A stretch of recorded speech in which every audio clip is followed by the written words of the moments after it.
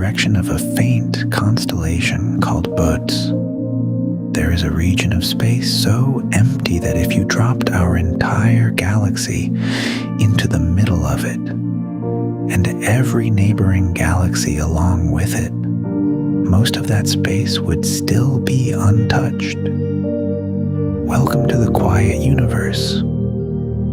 I'm Danny, and tonight, we're not going somewhere to look at something. We're going somewhere to look at almost nothing at all. That might sound like a strange place to visit for a bedtime story, but stay with me a while, and I think you'll find that nothing out here might be exactly what you need right now. You don't need to hold on to any of what comes next. Let your eyes close if they want to. Let your body settle a little deeper into the bed, out past everything we've visited together so far, past Saturn's rings, past the 100 billion stars of our own galaxy. There's a place even quieter than those. Let's drift there together, slowly, and see what almost nothing feels like.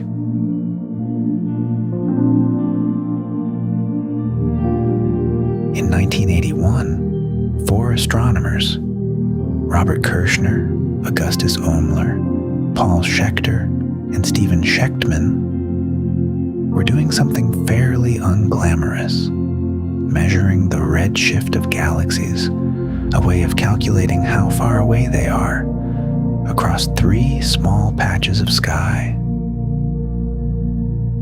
They expected the numbers to form a rough, even scatter, the way galaxies usually do.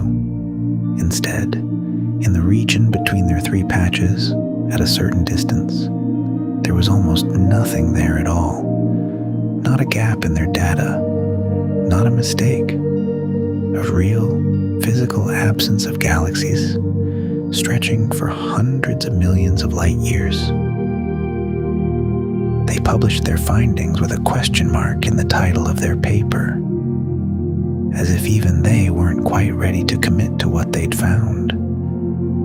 It took years of follow-up observation, looking harder, looking longer, before astronomers were confident this wasn't an error.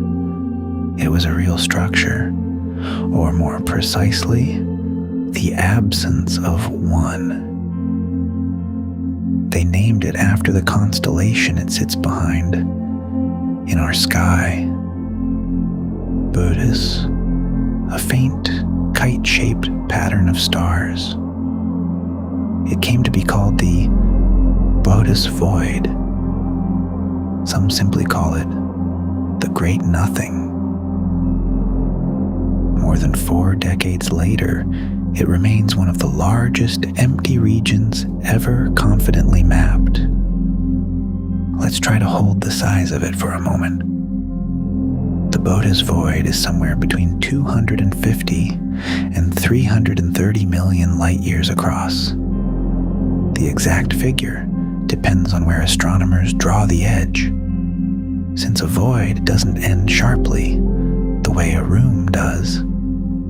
It just thins out gradually until there's nothing left to count. Its center sits about 700 million light years from Earth in the direction of that faint constellation.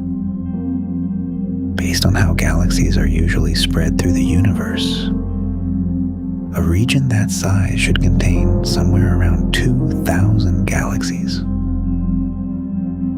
It contains about 60 galaxies, scattered through a volume of space so large that light itself needs hundreds of millions of years just to cross it. If you shrank that volume down to the size of the continental United States, those 60 galaxies would be like 60 scattered objects, each barely a mile wide, with almost the entire country empty in between. It's not a true vacuum. There's no wall around it, no hard edge where something stops and nothing begins. It's simply, overwhelmingly, quieter than almost anywhere else astronomers have mapped. A hush on a scale that swallows galaxies whole. Here's a thought experiment astronomers sometimes like to sit with, and it's worth sitting with here too, as you drift. Imagine our galaxy, the Milky Way, the one you've been living inside your entire life. Is that not where it actually is, but at the very center of the Boötes Void instead? What would the night sky look like for anyone lying in bed and looking up? Almost nothing. A scattering of stars from our own galaxy, the way we see them now. But beyond that, none of the neighboring galaxies we actually rely on to understand the universe is even bigger than our own. No faint smudge of Andromeda. No hint that anything else was out there at all. In our actual history, it was the 1920s when an astronomer named Edwin Hubble finally proved that some of those faint, blurry smudges in the sky weren't clouds inside our own galaxy, but entire separate galaxies, unimaginably far away. The discovery that first revealed the universe was far larger than anyone had dared assume. One astronomer who has thought carefully about the Boötes Void, Greg Aldering, has suggested that if we happen to live inside it instead, with almost no galactic neighbors close enough to notice, that same realization might not have arrived until the 1960s or later, simply because there would have been so little in the sky to point to. We got lucky, in other words. Not lucky to exist. Lucky in exactly where we happen to exist. Surrounded by just enough galactic neighbors, close enough, bright enough, for a species looking up at the right moment to notice them and start asking where they were. None of this happened by accident, even if it looks that way. In the earliest moments of the universe, matter wasn't spread perfectly evenly. Tiny differences in density, the faintest possible unevenness, present from almost the very beginning, meant some regions started out just slightly more crowded than others. Over billions of years, gravity did what gravity always does. It pulled the slightly denser regions closer together, drawing in more and more surrounding matter, while the slightly emptier regions kept losing what little they had to their more crowded neighbors.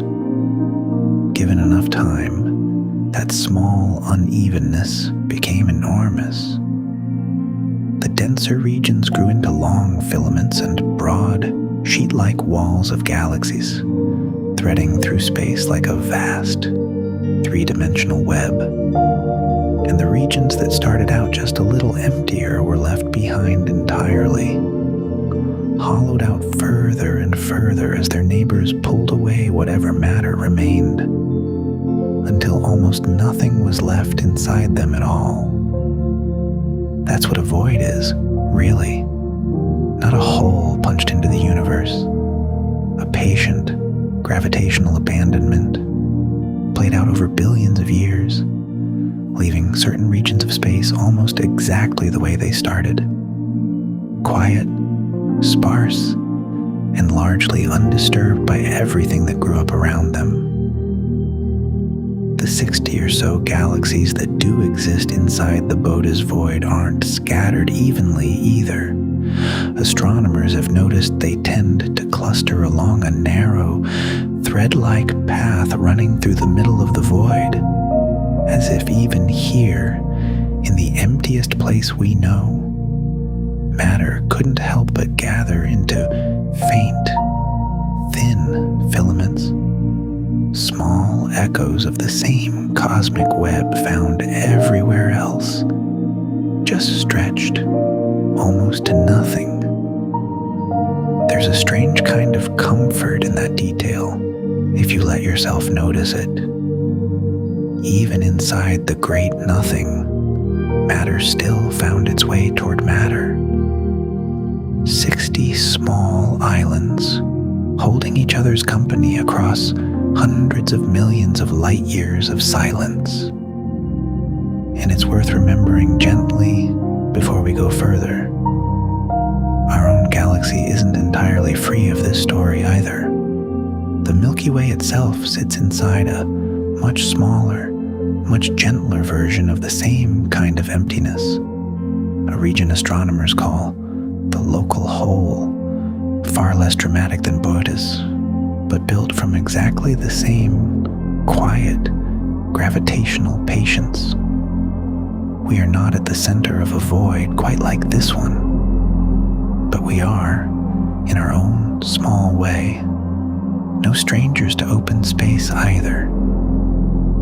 For decades, the Boötes Void held a certain grim title. The largest void astronomers had confidently mapped. That may not be true anymore. In 2015, an astronomer named Easton and his team reported evidence of something even larger in a completely different direction of the sky, a supervoid stretching an estimated 1.8 billion light years across, nearly 6 times the width of the one we've spent tonight inside. They weren't looking for a void directly. They were investigating something else, an unusually cold, unusually dim patch in the faint afterglow of the Big Bang itself, known as the cosmic microwave background, dating back to when the universe was only a few 100,000 years old.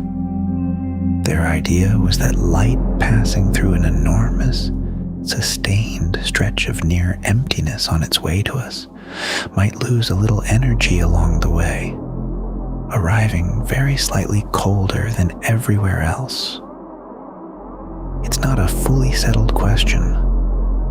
Follow-up surveys have confirmed that an underdense region really does sit in that direction, but found its effect too small on its own to fully explain just how cold that patch of sky actually is. The debate over what's really causing it continues today. We don't need to solve that tonight. Some questions are allowed to stay open. It's enough for now to know the universe still holds places we haven't fully mapped or fully explained, and that not knowing itself can be a kind of restful thought to close on. We've spent tonight somewhere very different from the places we've visited before. Not a planet, not even a galaxy, but the space between galaxies. Somewhere so quiet that entire cosmic neighborhoods worth of light simply never developed there at all. None of it needs to be remembered. None of it is a test. If tonight felt a little emptier than usual, a little quieter, that's all right. That was always where we were headed. Not toward something bright and busy, but toward the kind of stillness that most of the universe actually lives in, most of the time. You're allowed that same stillness right now, too. Nothing to fill. Nowhere to be. Just space. Quiet and patient. Exactly the way most of the universe already is. There's nothing else you need to do right now. Nothing to solve. Nowhere to be. Just let the emptiness hold you for a while. The same patient way it's held 60 small galaxies, quietly, for billions of years, without needing to be anything more than what it already is. Somewhere out past Boötes, that vast, hushed nothing is still exactly where it's always been.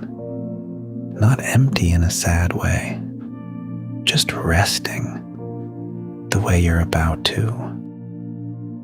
If this helped you drift off, you're welcome back anytime. There's always somewhere quieter to visit here, whenever you're ready to sleep again. Good night.